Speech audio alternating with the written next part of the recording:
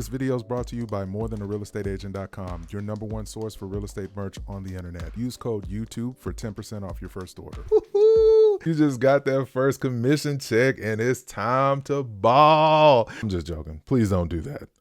You clicked on this video, it's probably for one of two reasons. Either you got your first commission check and it's more money than you have ever seen at one time, or you've gotten quite a few commission checks and Uncle Sam says you've made X amount of dollars and you don't see that in your bank account. Don't worry, your brother, your uncle, your favorite realtor's favorite realtor got you. And I'm gonna break down a non-judgmental paycheck routine. It's gonna help you not only optimize your spending, prepare yourself for taxes, but also save and invest for the future. If you're like me, you operate in large part on commission. So the money that you get may vary from time to time. So it's very important that you budget throughout the year. That way you're not overzealous in seasons of abundance and you're not having anxiety attacks in seasons of lack. So for me, the first thing I do when I get my paycheck, outside of just staring at it for a good period of time, especially if it was a sizable commission, I in my head assume that 40% to 50% of what I'm looking at doesn't belong to me. First and foremost, when you get a paycheck, especially if you are a 1099, taxes are not withheld from those super fat commission checks. So you have to account for taxes.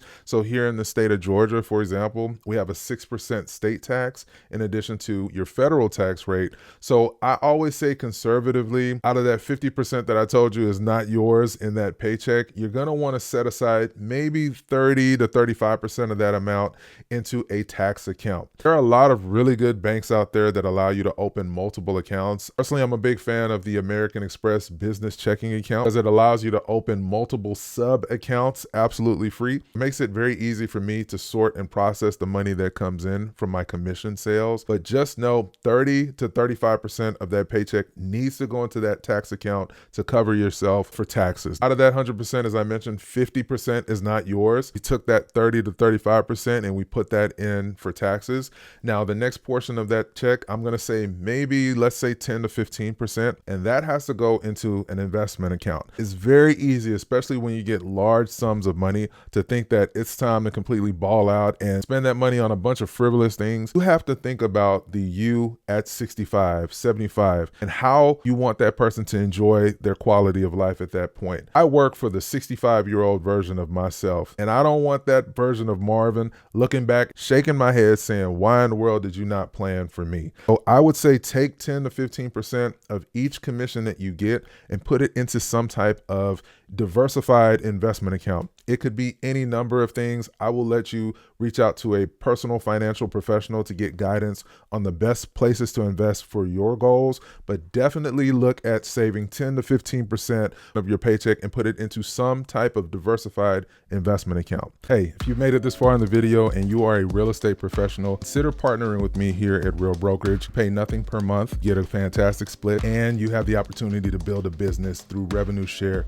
and stock purchases. Book a call at the link below in today's video, and I'm happy to have a conversation on why I was able to grow my business exponentially by moving my practice to Real Brokerage. All right, back to the video. Now, another 20% out of that check, you're going to want to use towards marketing. Yes, you got that commission sale. You're super excited, but unless you have multiple deals in your pipeline, you are essentially out of a job each time you leave that closing table. So you should definitely look at having 20 to 25% of your paycheck set aside that you utilize towards the future marketing of your business. So that could include better equipment for YouTube if you mainly market on YouTube.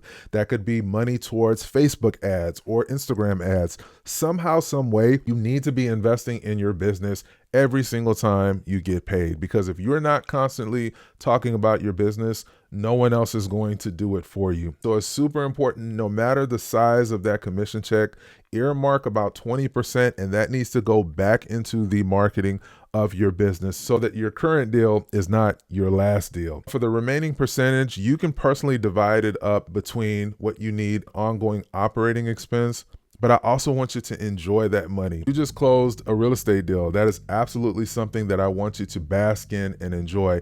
I just want you to make sure that you're paying yourself first, as well as accounting for taxes and the future clients that you are wanting to market to. But I also want you to enjoy a little bit of that money. Go get yourself something nice. Every time I close a deal, I always get myself a pair of sneakers. That's just kind of my thing. I'm a sneaker guy. I'm at that age now.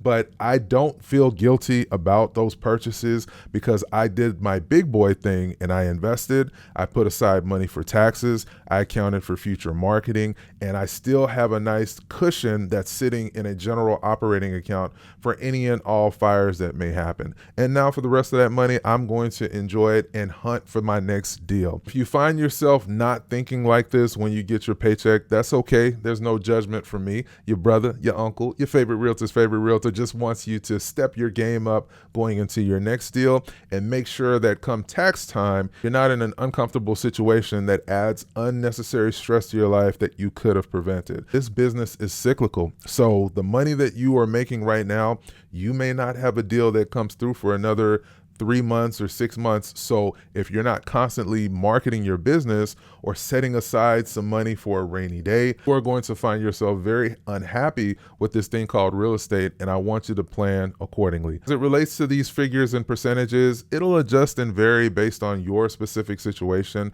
But the long and short is, if you set aside about 30 to 35% for taxes, 20 or so percent for marketing, 10 to 15% for investments, and then the rest of it divided between, enjoying that money and putting aside a little bit just in a regular savings account for a rainy day, you will find yourself in the best position possible for your next deal, and you will be able to operate your business from a place of abundance versus desperation. In the comments below, I want to get your insight. How would you adjust the allocation in the various areas that I talked about? Would you put more money into one category or the other? Let me know why in the comments below. And for some reason, YouTube strongly believes that you would get value from watching one of these videos here. So I want you to take the time after this quick video to check out some other videos from the channel, and be sure to subscribe as well for more. And until the next one, this is your brother, your uncle, your favorite realtor's favorite realtor, signing off.